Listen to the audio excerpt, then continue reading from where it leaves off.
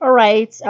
Happy holiday and happy Salah to my Muslim friends out there. And I still remain your humble self, the host U-Nice on U-Nice&TeensTv.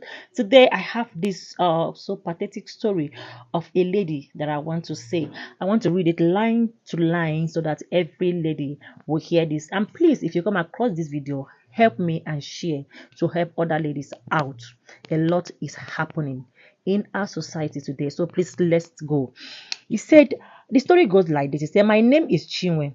I am 26 years old. I never graduated from the university simply because I was stupid and careless.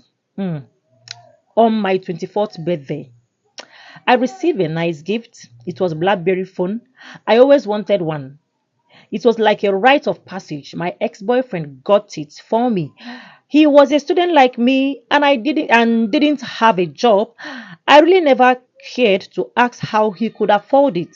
My concern was that time was yes, I finally arrived.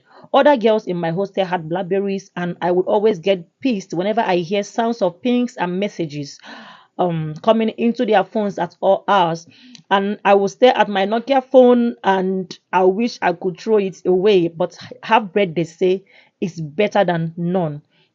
So I hope and even fasted for a BlackBerry phone. She fasted.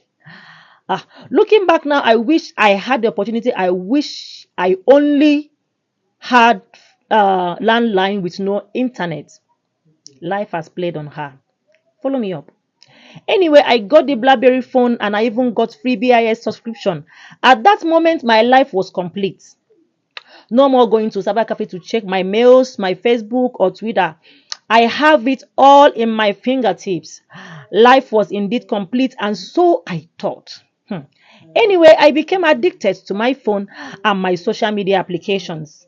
And since I had constant access, I quickly gained enough followers, especially guys mostly, because I had a lot of erotic pictures on my timeline. Take notes. Flies always perch on open food. Men are like flies, and while ladies' body are like open food. So when it's open, definitely the flies will perch on it. Take notes. So back to my story. I was so popular. Finally, I felt I was the main girl. Everyone wanted to follow me. I didn't care. If it was virtual. It felt good checking out my profile and having over 8,000 followers, and more than half of which were guys. But one particular guy got my attention. Until today, I don't know what made him stand out, but we got chatty. He sent me direct messages and I replied. He was quite a gentleman and I can't remember him asking for my nude pictures, unlike the rest of them. So this made me so comfortable with him. His name was Toby. He said he was a doctor. I didn't have any cause to doubt him. He had extensive knowledge and even gave me some medical advice from time to time. We eventually moved from Twitter to BlackBerry chat. We chatted all time. I got so comfortable with him. I gave him my number and that was the biggest mistake I ever made.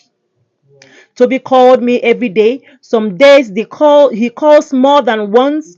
At night he would call and I would lay on my bed and have phone intimacy with him. His voice was so salty. He made me do things I never thought it was possible. He had gained so much access into my head. I realized later I had done some very sick and twisted thing just to please him. I would take nude pictures of myself. I would send him videos of me touching myself in private and send him voice note of me making moon sounds and simulating orgasms. And all this why we have not met yet, not even face to face. Eventually, I played into his hands.